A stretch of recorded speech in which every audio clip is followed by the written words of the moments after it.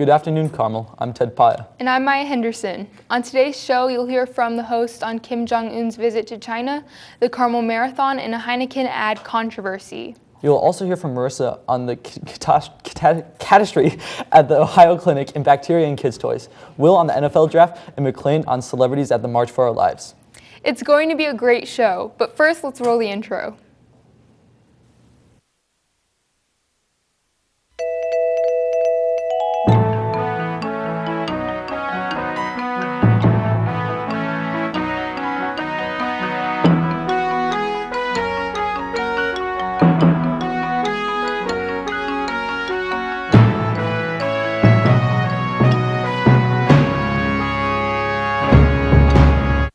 This week, North Korea's leader Kim Jong-un made an unannounced visit to Beijing, China. In Kim Jong-un's visit, he discussed with President Xi Jinping his commitment to the idea of denuclearizing the Korean peninsula. This is definitely a good sign for the U.S., and hopefully this shows a step towards starting up peaceful relationships with North Korea. Trump still plans on meeting with him, though. Kim Jong-un and Trump hopefully will meet and resolve the nuclear tension between each other. And in other news, 2 American airline pilots saw claimed to see an unidentified flying object that passed overhead. There was a second sighting just minutes later. This could be one of the first real and most believable sightings to date. But nothing more has come up of the UFO, so this could just be another missed sighting. The Lansing State Journal reports that Michigan State University was apparently billed by a public relations firm for $500,000 to monitor the social media accounts of Larry Nassar's victims and others. The firm billed for work done by 18 different employees, and at least 5 employees billed MSU for more than $50,000, including one employee who billed for $90,000 and another employee who billed for $120,000. This monitoring started as soon as the Indianapolis Star made the first public accusations against Nassar, but the public relations firm no longer works with MSU. Yesterday, victim Rachel Den Hollander responded to the news by tweeting, "If MSU wanted to know about me and the other survivors, they could have just talked to us. We had outstanding offers to meet with them." Others criticized MSU for not spending as much time and effort on monitoring employees. 54-year-old Nassar is currently serving a 60-year federal prison sentence for 3 child pornography convictions. He's also been sentenced to decades in prison for 10 state sexual assault charges on Tuesday. William Strample, Nassar's former boss, was charged with misconduct in office, sexual assault, and 2 counts of willful neglect of duty as part of an Attorney General Office's investigation of sexual misconduct at MSU. Now over to Marissa with more news. Hello, Carmel. I'm Marissa Ryan with your news update. It was reported this week that an Ohio fertility clinic underwent a catastrophic failure, resulting in a loss of 4,000 eggs and embryos. According to genetics and society.org, only 2 to 12% of eggs are even viable to be frozen. Nearly 950 families were affected by the tank's rising temperature, destroying many of their possibilities to have children. The heartbreaking letter was sent on Monday, confirming the temperature fluctuation had destroyed all of the specimens held within the tank. 36-year-old Elliot Ash, who froze his sperm in 2003 just before he underwent chemotherapy, is one of the many affected. Ash and his wife had already had a son via in vitro in 2015, but had always planned to give their son a biological sibling. The Ash family, devastated at the change of plans, filed a class action lawsuit in state court seeking compensatory damages. While some couples are left wondering how they will build a family, a new study shows that you could be putting your family in danger.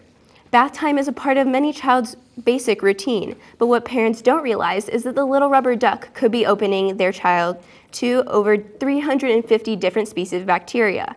These pathogenic bacteria are said to potentially cause eye, ear, and stomach infections. Researchers from Swiss Federal Institute of Aquatics tested 19 different bath toys and found over 75 million cells of bacteria per square centimeter in the duck.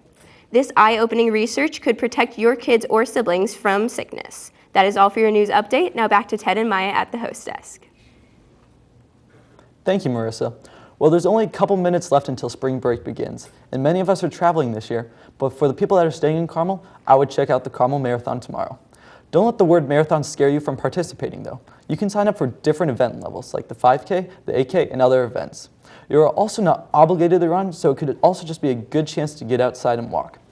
Even if you don't plan on running or walking, try to show up and cheer on the runners. The opening ceremony will start at 7:45 in the morning, the races will start at 8 in the morning, and the marathon awards will start at 11:45 in the morning. For more information and to sign up, visit carmelmarathon.com. Now over to Will with more news at the sports desk. Thanks, Ted. NFL football is slowly creeping back into the limelight as draft day is coming up. One of the top stories of the draft is Johnny Manziel. Manziel threw at several different college pro days and even threw at Texas A&M where he had representatives from all 32 teams there to watch him. Manziel has had a rough couple of years after being cut from the Browns, so it is great to see him back out on the football field where he belongs. In an interview with Scott Van Pelt on Tuesday, Manziel told him he got so low to the point where he questioned whether life is worth living. I hope for the best for Johnny Manziel as he continues his quest to make an NFL team. In local sports, CHTV reporters Maria Sam and Lydia Deal interviewed sophomore Maggie Ernst with her take on lacrosse becoming a varsity sport. Let's take a look. CHTV reporter Maria Sam. This year, the girls lacrosse team has been declared a varsity sport, so Lydia Deal and I sat down with Maggie Ernst, a sophomore on the lacrosse team, to talk about the recent changes. Hi, I'm Maggie Ernst and I'm a sophomore on the girls lacrosse team. Since becoming a varsity sport, the school now funds our team, whereas before we had to do fundraisers like we sold pizza. The money that the schools provide for us goes towards like equipment and traveling, like we take a bus down to Culver or Kentucky, using the facilities at school, stuff like that. The practices really haven't changed much since becoming a varsity sport. Everyone's still giving 110%, we run all the time, we condition, everyone's working really hard, so just because we're a varsity sport doesn't change work ethics at all. I think ultimately our goals for this year is to win state, but also just to get to know the girls on the team. There's a ton of new girls, especially incoming freshmen, and I would just like to develop as a player. I could always work on fundamentals like catching and passing, work on that all the time. It's definitely helped. I know there's a lot of girls who are enrolled in the APC class, and we use the facilities at school like the locker rooms. That's helped out a lot to keep our equipment in. Before becoming a varsity sport, we weren't really recognized that much by the high school. We were just a club. But I think since becoming a varsity sport, there have been a ton new girls that are excited to try it, and we get a lot more school support, I think, which is awesome.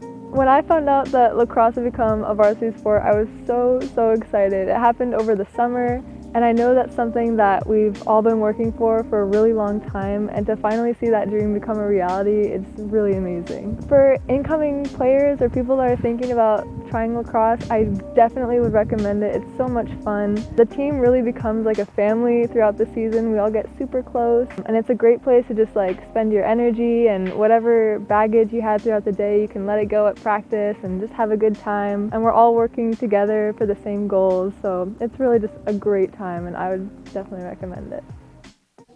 That's all for your sports news. This has been Will Christie. Back to Maya at the host desk.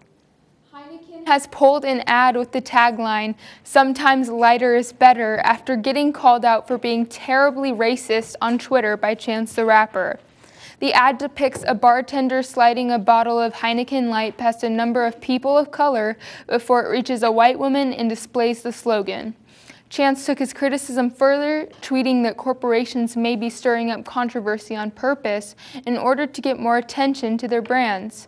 However, Chance did appear to be conflicted about the topic, stating that he didn't want to tweet about it and give the brand even more attention. But he says, "How can you not? I'm not saying boycott them, I'm just noticing how often it happens, and I think they're baiting consumers, tweeters, and freelancers." The Heineken ad is the latest commercial to imply lighter skin is better. Last fall, skincare company Dove was under criticism as well. Now over to McLean with more entertainment news. Thank you, Maya. This past Saturday, March for Our Lives, the student-led demonstration in support of tighter gun control, took place in Washington, D.C. with over 800 other marches throughout the United States and around the world. Many celebrities showed their support for the student organizers. Celebrities such as Miley Cyrus, Ariana Grande, Lin-Manuel Miranda, Demi Lovato, and many other performers took the stage to pay tribute to the 17 lives lost in the deadly school shooting in Parkland, Florida last month. In the midst of the large crowds, Sir Paul McCartney was marching in D.C., as well as Kanye West and Kim Kardashian. At a rally in Los Angeles, comedian Amy Schumer spoke in front of crowds and pleaded lawmakers to protect children from gun violence. And lastly, George Clooney donated over $500,000 to this event and marched alongside the demonstrators calling for stricter gun control. This has been McLean Wood with your entertainment news update. Now back to Ted and Maya at the host desk. Thanks, McLean. Don't forget to follow CHTV's Twitter page and subscribe to CHTV Carmel Television for more content. This has been Maya Henderson and Ted Paya, signing off, and have a great spring break.